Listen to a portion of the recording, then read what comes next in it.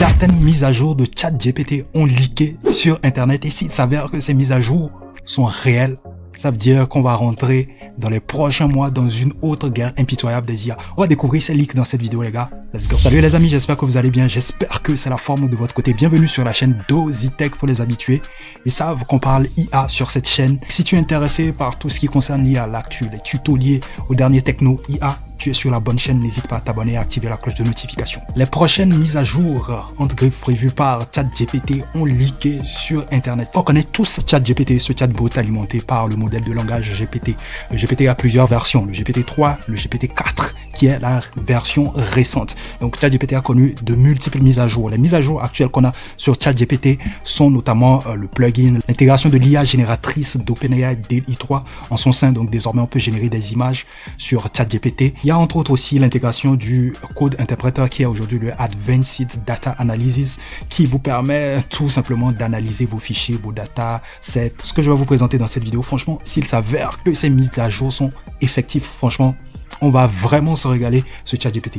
Eh bien, selon les leaks qu'on a eu par rapport à ChatGPT, OpenAI va introduire 3 nouvelles fonctionnalités au sein de ChatGPT qui vont rendre le chatbot un peu plus personnalisable, plus intuitif, plus interactif et plus performant.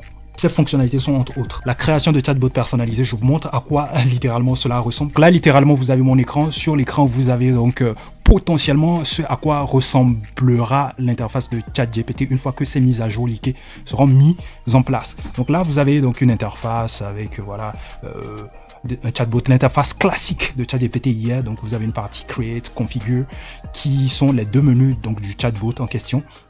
Donc là, tout juste en haut, vous avez New GPT. Donc vous pouvez nommer votre chatbot. Vous pouvez en quelque sorte fine-tuner votre chatbot, c'est-à-dire vous pouvez l'entraîner sur la base de vos propres data à vous. Vous pouvez littéralement créer par exemple plusieurs chatbots qui ont des rôles totalement différents. Vous pouvez créer un chatbot qui est spécialisé dans le développement, voilà, dans le codage par exemple, un autre chatbot qui est spécialisé dans le design par exemple. Et donc vous pouvez utiliser ces chatbots là pour mener à bien vos projets. Donc voilà à peu près l'interface qui a leaké. Donc sur internet, je vais essayer de dérouler.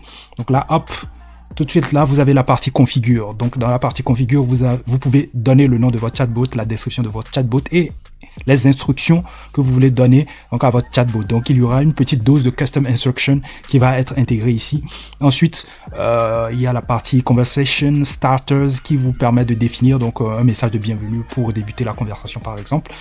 En plus de cela, vous pouvez intégrer donc le web browsing, vous pouvez intégrer DALL-E Image, et vous pouvez intégrer aussi le code interpréteur et aussi certains plugins pour pouvoir faire joujou donc avec l'application. Donc là on a ce troisième screenshot. Ça littéralement j'ai une partie schéma ici, schéma qui ressemble à peu près peut-être à une base de données. Je ne sais pas à quoi ça ressemble parce que là on a par exemple un name, un description et puis un root URL. Je pense que c'est la partie qui va vous permettre de rajouter votre propre dataset à vous parce que comme je le disais tantôt, vous avez donc cette possibilité de pouvoir fine-tuner donc votre modèle, votre chatbot, dire à votre chatbot j'aimerais que tu utilises cette donnée en particulier pour donner de la réponse pertinente à ceux qui vont utiliser le chatbot. Là littéralement on a aussi une capture d'écran très intéressante.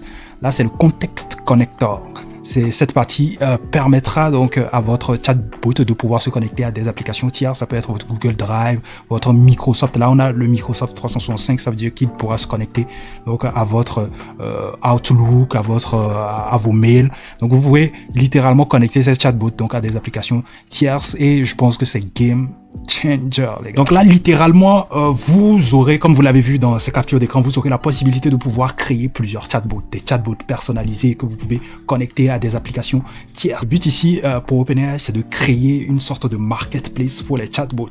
C'est-à-dire, vous avez la possibilité de partager en public votre chatbot, le chatbot que vous avez personnalisé sur la base de votre data à vous. Là, ici, ce sera très simple de créer le chatbot en question, mais ce qui sera difficile, c'est le fait de fournir les data, le paramétrage au travers des data. C'est la data en fait qui va faire tout le travail. Si vous avez un très bon dataset, vous pouvez littéralement créer un chatbot sur la base de ce dataset là et le monétiser derrière. Ça c'est très intéressant. En fait, c'est le but de ChatGPT. Il faut dire qu'il y a certaines startups, certaines entreprises qui ont déjà mis en place ce business model, le fait de créer une marketplace pour les chatbots. Voici littéralement une entreprise qui fait quasiment pareil. Il s'agit de UAI, UAI.ai. Vous pouvez y accéder via ce lien-là. Donc là, lorsque vous allez dans la partie Explore App, vous avez une sorte de marketplace dédié donc aux chatbots. Donc ce sont tout ce que vous voyez là, ce sont des chatbots créés par voilà les membres de la communauté UAI. Donc c'est littéralement ce que ChatGPT veut faire en vous permettant de pouvoir créer littéralement vos propres chatbots à vous. Vous allez remarquer qu'ici, il y a certaines personnes qui peuvent même monétiser leur propre chatbot à eux. Donc là, vous pouvez donc vous abonner ici et utiliser donc le chatbot Echo CEO par exemple. Et donc les gens gagnent de l'argent littéralement comme ça en créant donc des chatbots sur UAI, donc sur la plateforme voilà, sur la marketplace chatbot de UAI. C'est littéralement ce qui va se passer sur ChatGPT lorsque cette différentes mises à jour seront mises en place. Autre point aussi à évoquer concernant ces différentes mises à jour que va mettre en place ChatGPT, c'est que ChatGPT va intégrer un nouvel abonnement pour les entreprises appelé Team. Cet abonnement offrira un accès illimité au GPT-4 à haute vitesse. Voilà, le GPT-4 qu'on utilise actuellement pour tous les utilisateurs de ChatGPT+, bien évidemment, c'est le GPT-4 standard. Il n'est pas rapide. Donc, il y aura une autre version du GPT-4, la version rapide, la version fast qui sera mise en œuvre, et ceux qui auront accès à cela, c'est ceux qui auront l'abonnement Team. Et je trouve ça très intéressant parce que là, la capacité d'analyse contextuelle va faire x4. En tout cas, j'ai hâte quand même de tester donc cet abonnement pour voir véritablement de quoi il s'agit. Je pense que ces nouvelles fonctionnalités sont très prometteurs et ils vont ouvrir donc de nouvelles possibilités aux développeurs et aux utilisateurs des chatbots IA. Cependant, cette leak soulève quand même beaucoup de questions. Il y a beaucoup de questions qui sont posées derrière. Voilà, ces mises à jour viennent casser le business model d'énormément d'entreprises, notamment celui de UAI que je viens de vous présenter. Mais UAI, je pense, de son côté, a une particularité, c'est qu'il intègre en son sein plusieurs modèles de langage, c'est-à-dire les langages open source y sont intégrés. Donc, vous avez le choix des modèles de langage. Il n'y a pas que le GPT-4, le GPT-3 ou voilà, ou tous les GPT, toutes les versions GPT de OpenAI là-dessus. Il y a le Llama, il y a aussi les autres modèles de langage. Je pense que c'est un plus pour UAI, mais du côté de ChatGPT, je pense que peut-être que ça sera un peu compliqué d'intégrer des modèles de langage open source au sein donc de ce qu'ils sont en train de préparer. Je pense que ça sera uniquement du GPT-4 qu'ils vont intégrer donc au sein de leur chatbot, et il n'y a pas énormément de choix en termes de modèles de langage, mais je pense que littéralement le GPT-4 se positionne parmi les meilleurs modèles de langage. Donc les utilisateurs ne verront véritablement pas la différence. Les utilisateurs en fait ne vont pas s'appesantir sur le LLM, le modèle de langage qu'ils utilisent. Seuls possiblement ceux qui sont avancés dans le domaine de l'IA, ceux qui sont des experts dans le domaine de l'IA pourront voilà se dire que ouais, le GPT-4 nous ennuie, donc on a envie de tester d'autres modèles de langage. Voilà, c'est plus cela. Mais pour ceux qui n'y connaissent rien en termes de modèle de langage, je ne pense pas que ça poserait problème. Mais littéralement, il y a véritablement de la concurrence dans l'air. En tout cas, moi, de mon côté, j'ai quand même hâte que ces mises à jour soient effectives pour pouvoir tester plein de choses, parce que là, j'ai énormément de cas d'utilisation qui me viennent en tête.